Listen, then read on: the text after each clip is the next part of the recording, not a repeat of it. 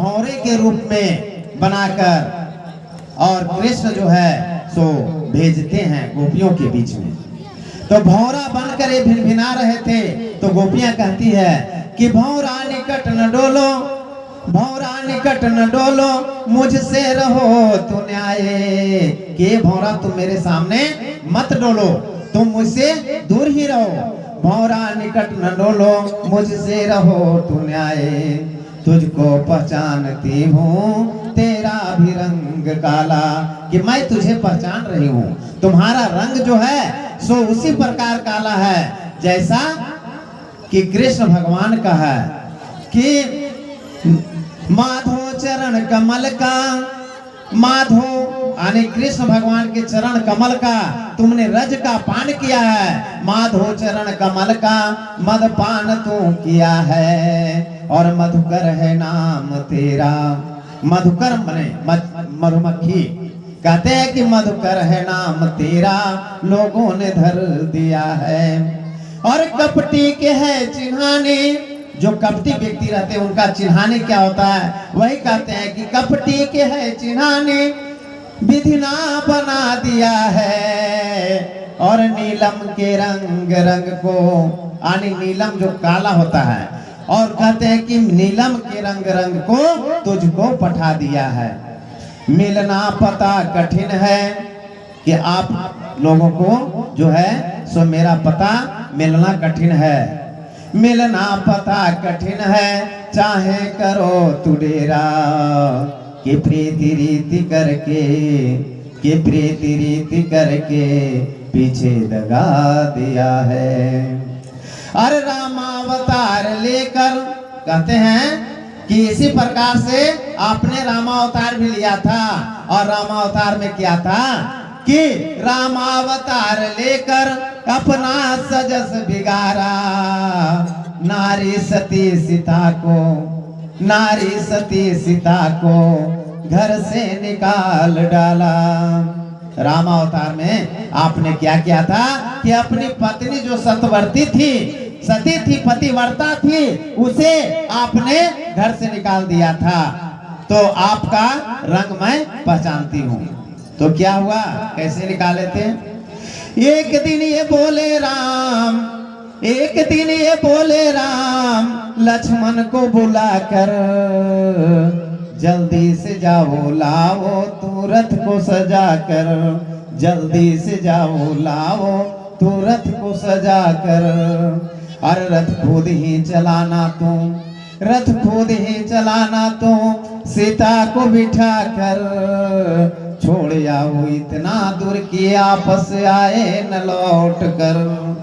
कहते हैं कि एक बार ऐसा किए कि जब राजा राम का फिर से रामराज हो गया, तो उन्होंने क्या किए कि अपने नगर के व्यक्ति किस प्रकार से हैं उनको देखने के लिए एक दिन रात में अपना भेष को बदलकर वे चले जाते हैं नगरी की ओर, और देखते हैं क्या कि एक धोबी जो है सो अपनी पत्नी को डंडा से मार रहा है और कह रहा है कि तुम मुझे वो राम नहीं समझना कि जिसे रावण लेकर और लंका में 1 साल रख लिया और फिर पुनः राम जो है से वही सीता को अपने घर में ले आए, तो वो मैं राम नहीं हूँ। और इस बात को राम सुन लेते हैं और वह सोचते हैं कि आज एक धोबी के मुंह से ऐसा बात निकल रहा है। हो सकता है कि प्रजा के बीच में इतना इस प्रकार से कितने लोग बोल रहे थे, इसीलिए उन्होंने आकर लक्ष्मण से कहते हैं कि एक दिन ये बोले राम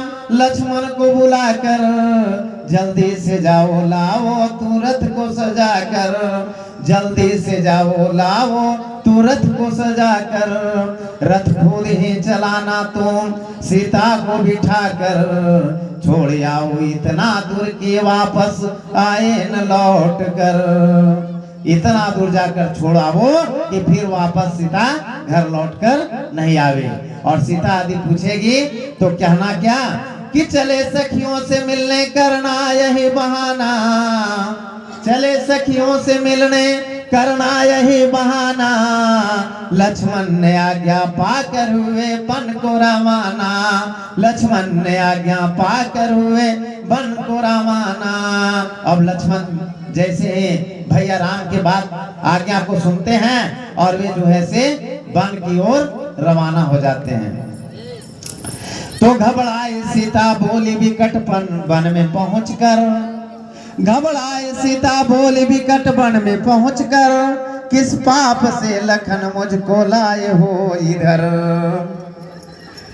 तो लक्ष्मण कहते हैं कि क्षमा करना ये माता, कहता हूँ हाथ जोड़कर, और क्षमा करना ये माता। सीता के बात सुन के लखन रथ वहीं रोका, और भैया के कहने से माता तुमको दिया धोखा। जब सीता इस तरह से बोलती है तो लक्ष्मण क्या से मैं आपको धोखा दिया, भैया के कहने से माता तुमको दिया धोखा। क्षमा करना ये माता, कहता हूँ हाथ जोड़कर। और लक्ष्मण जी ने चल दिए सीता को छोड़कर, वही जंगल में छोड़कर सीता जी को लक्ष्मण चल देते हैं। तो आगे गई मिला उसे गंगा किनारा। सीता जब आगे जाती है तो उसे गंगा का किनारा मिलता है। वह अपने मन में सोचती है कि अब मैं कहाँ मुंह दिखाऊंगी, इसी गंगा में डूबकर अपना प्राण त्याग दूंगी। और वह कहती है, वहां जैसे ही जान देने के लिए जाती है, उधर से वाल्मीकि जी आ जाते हैं। और आगे गई तो मिला उसे गंगा किनारा, सीता को ढूंढने से वाल्मीकि ने पुकारा। तुम कौन हो, क्या नाम है, वो पास बुलाया। सीता ने रो रो करके अपना हाल सुनाया। क्या सुनाती है, कैसे कहती है, कहती है अवधपुर भी छोटा, जनकपुर भी छोटा, अवधपुर भी छोटा, जनकपुर भी छोटा, छोटा है बाबा मेरा, छोटा है बाबा मेरा, दुनिया से नाता है टूटा। दर्द भरे मेरे दिल को रुलाना ना, भूल न जाना भगवन, भूल न जाना ना।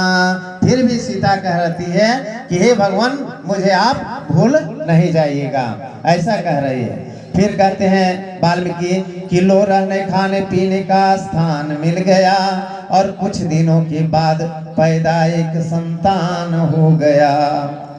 तो एक दिन बालक को सीता ले गई गंगा किनारा, इतने में कुटिया को सुनी देख मुनि सोच विचारा। झटकाट कुछ उसने एक बालक बना दिया, और इतने में गंगा जी से वापस आ गई सीता। तो मैंने जाना कि तेरा बालक हो गया, इस वास्ते मैंने ये बालक बना दिया, इस वास्ते मैंने ये बालक बना दिया।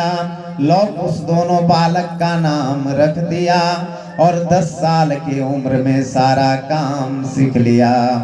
तो इधर राम ने यज्ञ कर छोड़ा था घोड़ा, लौ ने पकड़ कर लाया राम का घोड़ा, लौ ने पकड़ कर लाया राम का घोड़ा। पीछे से लक्ष्मण जी आ पड़े, और सब साबस कहते में फिर राम भी उठे, और पीछे से लक्ष्मण जी आ पड़े। लौ ने मारा बाण तो लक्ष्मण जी गिर पड़े, लौ ने मारा बाण तो लक्ष्मण जी गिर पड़े।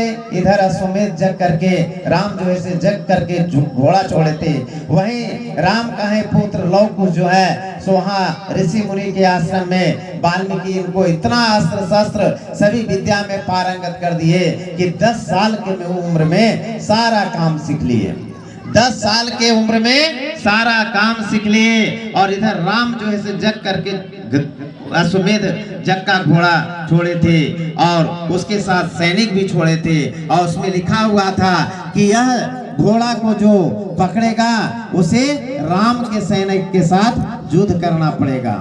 इसलिए उन्होंने लौ कुश जब इस चीज को देखते हैं तो वह चुनौती समझ लेते हैं, और लौ जो है से वह अश्वमेध के जग के घोड़ा को पकड़ कर ले आते